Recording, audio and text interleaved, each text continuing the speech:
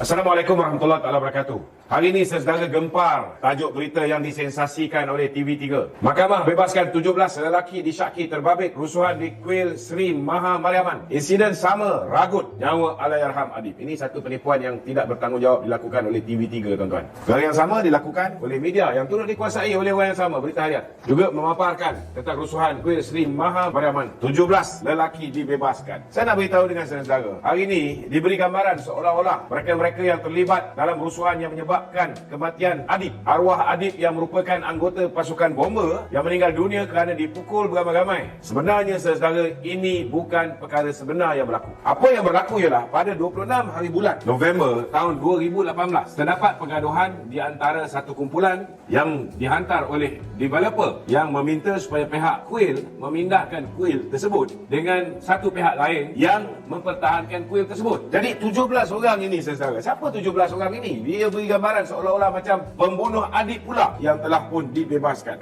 Yang dibebaskan ini saudara ialah Saifullah Abdullah, Ridwan Sheikh Ruslan, Irwan Nurdin, Khairi Abdul Rashid, Rozaihan Zakaria, Qayyum Muhammad Faisal, Ashraf Muhammad Faisal, Absal Abdullah, Jalil Talib, Khairul Anwar Zabidi, Zamri Muhammad Said, Syukri Razali, Nur Azmi Abdul Ghani, Syahril Daniel Syajil, Hasnizam Shah Samsudin, Akmal Izzat Aziz dan Nurul Ismawi Islahuddin. Seorang pun tuan-tuan tidak melibatkan pemuda-pemuda India yang di peringkat awal ditahan kerana dipercayai mendatangkan kecederaan kepada saudara Adib. Yang sebenarnya dibebaskan tuan-tuan tidak ada kaitan dengan kematian Adib pun. Kerana mereka yang ditangkap dan didakwa di mahkamah ini ialah mereka yang terlibat pada 26 hari bulan November 2018. Selepas insiden 26 hari bulan, barulah tuan-tuan berlakunya perhimpunan besar-besaran dan rusuhan yang menyebabkan banyak benda terbakar dan akhirnya meragut nyawa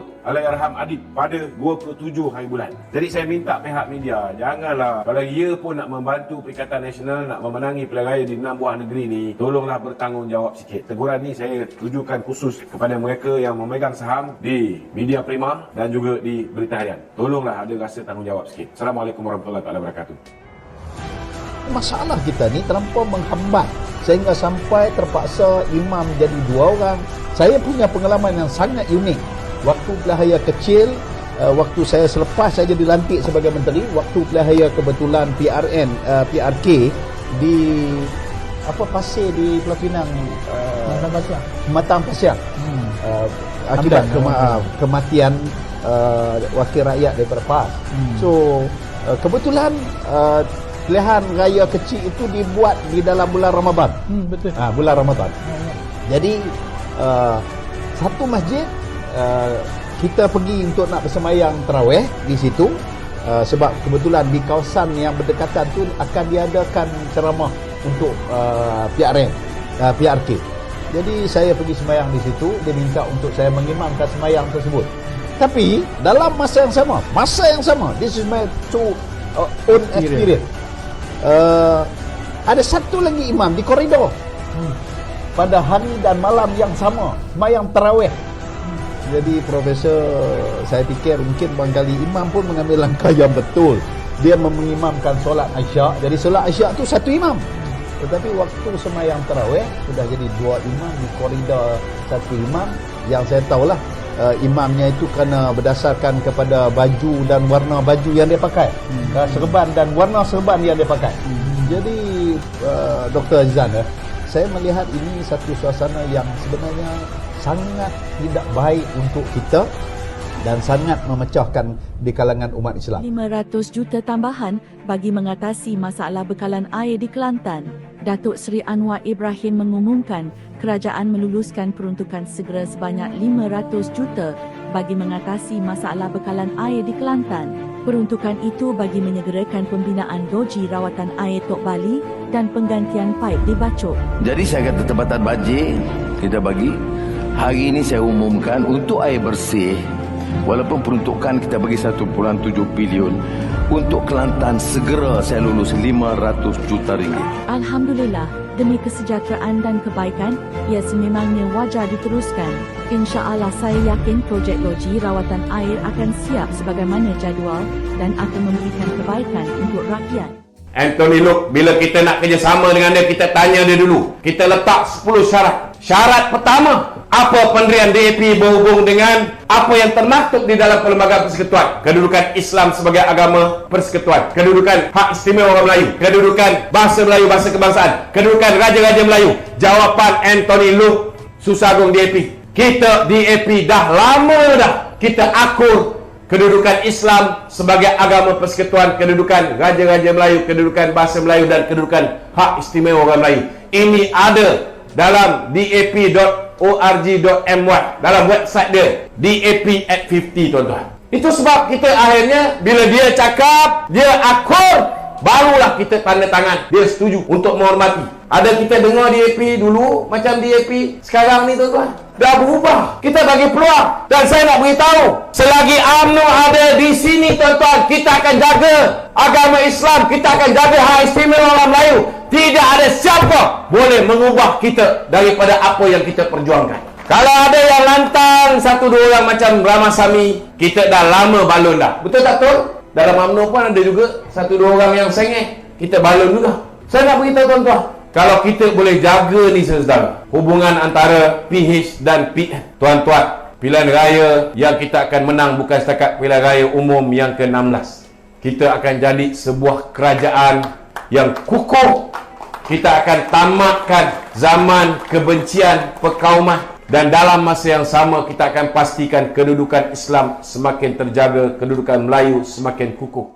Dikala rakyat Kelantan masih berhadapan dengan masalah air, dia nak tunggu, saudara, berapa puluh tahun lagi baru nak selesaikan masalah air. Dalam keadaan rakyat negeri Kelantan ada masalah air, dia tak reti nak uruskan. Dia utamakan bagi 10,000 sagu hati air raya untuk Board of Director Syarikat Air Kelantan. Tuan-tuan, dikala rakyat Kelantan setiap bulan, saudara, mengharapkan bantuan daripada kerajaan pusat nak bayar gaji kaki tangan kerajaan negeri, dia boleh pakai Mercedes, tuan-tuan. Cuba bayangkan kalau lepas ini Kelantan ada nadir bumi, tuan-tuan. Saya rasa esko kerajaan negeri dengan menteri besar semua sekali datang kerja naik Rolls Royce, tuan-tuan. Dia naik Rolls Royce. Inilah masalahnya, saudara. Mereka cerita mereka ni kepimpinan ulama, tetapi sebenarnya hakikat dan realitinya, saudara, mereka ni kepimpinan ular dalam semak. Mereka tak tahu, saudara, di mana harus dia meletakkan keutamaan. Dan masalah ini bukan hanya di negeri Kelantan. Masalah ini di mana-mana negeri yang dikuasai oleh PAS, saudara. Apa kejayaan-kejayaan yang telah dilakukan di negeri Selangor? Bagaimana foreign direct investment melonjak, tuan-tuan, selepas kita tinggalkan Azmin Ali. Tuan-tuan, foreign direct investment kita melonjak, tuan-tuan. Betul tak betul? Kita punya reserve negeri Selangor melonjak. Betul tak betul? Saudara, peluang pekerjaan bertambah, pertumbuhan ekonomi bertambah. Bila pertumbuhan ekonomi bertambah, pendapatan kerajaan negeri bertambah. Bila pendapatan kerajaan negeri bertambah, lepas ni kita akan tengok, saudara, berapa banyak peruntukan dapat dikembalikan kepada rakyat dalam bentuk bantuan, subsidi dan macam-macam lagi. Tapi hari ini ada di antara kita, khususnya orang Melayu ni, saya nak beritahu, hari ini termakan dengan cerita bahawa hari ini di bawah kerajaan Pakatan Harapan, UMNO pun dah bersama dengan Pakatan Harapan, maka orang Melayu akan terancam, agama Islam akan terancam. Saya nak tanya, berapa ramai orang Islam dah murtad semenjak kita bersama dengan kerajaan Pakatan Harapan? Ada tak ada? Tak ada. Berapa banyak sekolah tahfiz dah ditutup? Ada. Bertambah lagi tadi ada. Betul tak? Peruntukan di bawah YB Zawawi pun banyak tadi kita tengok, sampai 294 juta ringgit, saudara. Lebih besar daripada peruntukan kerajaan negeri Perlis. Bila kita nak bekerjasama dengan Pakatan Harapan, ada 10 syarat yang Barisan Nasional bagi kepada Pakatan Harapan. Syarat nombor 1, tuan-tuan, kita tanya kepada YB Anthony Luke daripada DAP, apa pendirian DAP, tuan-tuan, berhubung tentang kedudukan Islam sebagai agama persekutuan? Apa pendirian DAP berhubung dengan hak istimewa orang Melayu? Apa pendirian DAP berhubung dengan kedudukan bahasa Melayu, kedudukan raja-raja Melayu? YB Anthony Luke, tuan-tuan, secara terang dan jelas jelas beritahu pendirian DAP, kita mendukung apa yang ada dalam perlembagaan negara. Kita mendukung apa yang terkandung di dalam kontrak sosial. Tuan-tuan, bila DAP bagi jaminan ini, baru kita tanda tangan. Dan sebelum kita tanda tangan dengan DAP ini, tuan-tuan, boleh buka website DAP, dap.org.my. Ketika mereka meraihkan DAP at 50, polisi mereka pun dah berubah. Betul tak betul? Di dalam polisi DAP at 50, kita lihat mereka dah nyatakan mereka menghormati apa yang terkandung dalam perkara 153 Perlembagaan Persekutuan. Semua dah nyatakan pendirian mereka, bukan seperti mana yang sebelum ini.